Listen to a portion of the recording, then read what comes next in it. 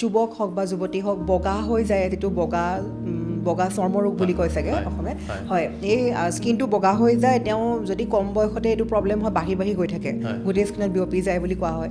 গতিকে এই যিটো বগা বেমাৰটো, এইটো কাৰণে কিবা ট্ৰিটমেণ্ট আছেনে? কেনেকুৱা কি?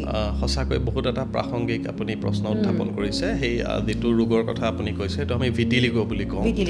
ভিটিলিগোত কি হয়, আপোনাৰ ছালৰ কিছুমান কোষ থাকে, তাৰে এটা চেল, সেইটো হৈছে মেলানোচাইটে ছালৰ যিটো আমাৰ নৰ্মেল কালাৰ সেইটো প্ৰদান কৰাৰ বাবে ৰেছপনচিবল হয়। ভিটিলিগোত এটা কিছুমান কাৰণত বডিৰ নিজৰ ইমিউন ছিষ্টেমটোৱে সেই কোষবিলাক অলপ ডেষ্ট্ৰয় কৰি দিয়ে, ডেষ্ট্ৰয়ড বাই দ্য অ'ন ইমিউন ছিষ্টেম। চ' তাৰ ফলত কি হয়, সেই ৰংটো দিব পৰাৰ ক্ষমতাটো নাইকিয়া হৈ যায় বা সেই মেলানোচাইটবিলাক ডেমেজ হৈ যায়, তাৰ ফলত স্কিনখন বগা হৈ যায়।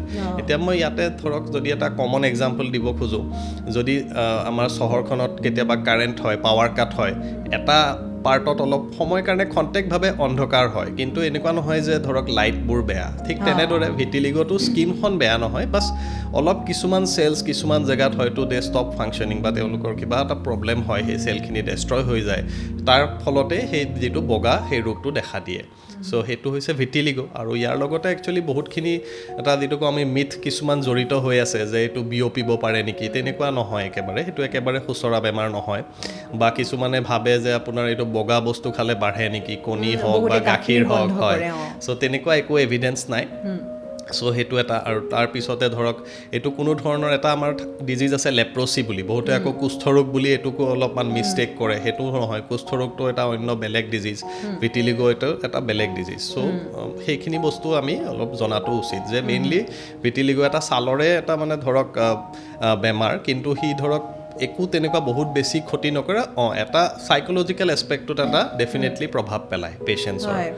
আৰু ধৰি লওক যেনিবা কাৰোবাৰ যেনিবা এটা অংশৰ পৰা আৰম্ভ হৈছে, ধৰি লওক তেওঁ সেই মুহূৰ্ততে যদি চিকিৎসকৰ পৰামৰ্শ লয়, তেতিয়া তেওঁৰ সম্পূৰ্ণৰূপে ভাল হ'বনে? মানে একচুৱেলি কোৰ্চটো অলপ আনপ্ৰেডিক্টেবল, যিটো ডিজিজ কোৰ্চ, বিকজ এইটো এটা অট' ইমিউন ডিজিজ হয়। আৰু দ্বিতীয়তে যদি অলপ সোনকালে ধৰক যেতিয়া কম অংশত বস্তুটো আছে তেতিয়া ট্ৰিটমেণ্টলৈ আহে, ডেফিনেটলি ট্ৰিটমেণ্ট ষ্টাৰ্ট কৰিলে তাৰ প্ৰগ্ৰেশ্যনটো হল্ট কৰিব পাৰি। আৰু এবাৰ প্ৰগ্ৰেশ্যনটো হল্ট হোৱাৰ পিছত আৰু কিছুমান আজিকালি বহুত নতুন ধৰণৰ থেৰাপিজ আছে যাৰ দ্বাৰা ৰিপিগমেণ্টেশ্যন, মানে আকৌ সেই কালাৰটো ঘূৰাই আনাৰো আজিকালি মানে পচিবিলিটি থাকে। আৰু কিছুমান ক্ষেত্ৰত কি হয়, যেতিয়া আমাৰ ওচৰত প্ৰেজেণ্ট কৰে পেচেণ্টে, অলৰেডি ডিজিজটো বহুতখিনি বিয়পি পৰে। চ' তেনেকুৱা ক্ষেত্ৰত অলপমান ৰিপিগমেণ্টেশ্যনৰ হাৰটো অলপ কম। কিন্তু তথাপিও আমি মেইনলি পেচেণ্টক ধৰক মেডিকেল ট্ৰিটমেণ্ট হওক বা ইভেন চাৰ্জিকেল ট্ৰিটমেণ্ট, যদি বোলে ভিটিলিগোৰ পেচেছখিনি বহুত বছৰৰ পৰা ছেইম চাইজতে আছে, বাঢ়ি যোৱা নাই, তেতিয়া কিছুমান চাৰ্জিকেলিও আমি তাতে ধৰক গ্ৰাফটিং কৰিব পাৰোঁ বা কিছুমান আৰু অন্য প্ৰচিডিউৰ্ছ আছে যাৰ দ্বাৰা কালাৰটো আনিব পাৰি। এতিয়া কথাটো হৈছে আমাৰ এইখিনি ট্ৰিটমেণ্টৰ লগতে চাইক'লজিকেল কাউন্সেলিংটো বহুতেই জৰুৰী, যে পেচেণ্টক আমি বুজাব লাগিব যে আপোনাৰ এইটো এটা ডিজিজ হয় যিটোৱে আপোনাৰ তেনেকুৱা বিস্তৰ ক্ষয় ক্ষতি একো নকৰে।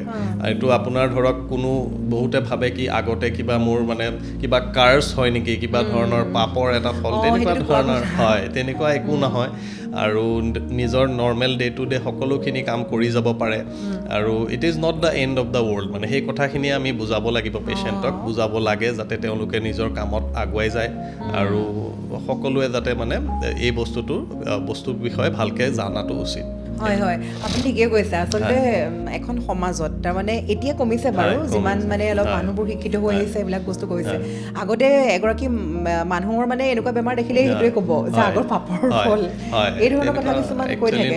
সেইখিনি আমি মানে সকলোৱে এতিয়া মানে বহুত সেই মিথখিনি বাষ্ট কৰিবলৈ, মিথ বাষ্টাৰ্ছ যিটো আমি মানে সকলোৱে চেষ্টা কৰি আছোঁ যে এৱেৰনেছ এটা হওক পাব্লিকৰ মাজত, বুজি পাই কি হয় আৰু ট্ৰিটমেণ্টটো কেনেকৈ ল'ব পাৰি, সেইখিনি। হয়, নিশ্চয়কৈ আপোনালোকে যদি চাই আছে আমাৰ এই পডকাষ্ট, যিটো বগা বেমাৰৰ কথা আমি কৈ আছোঁ, আৰু এইটো আমি কোৱা কথা নহয়, সমাজত চলিয়ে আহিছে আগৰ পৰা। হয়তো আপুনিও শুনা পাইছে যে বগা বেমাৰ হোৱা বুলি কোৱা মাত্ৰকে মানুহে কোনটো দৃষ্টিৰে চায়। গতিকে সেইসকলক আমি সজাগ কৰিব বিচাৰিছোঁ।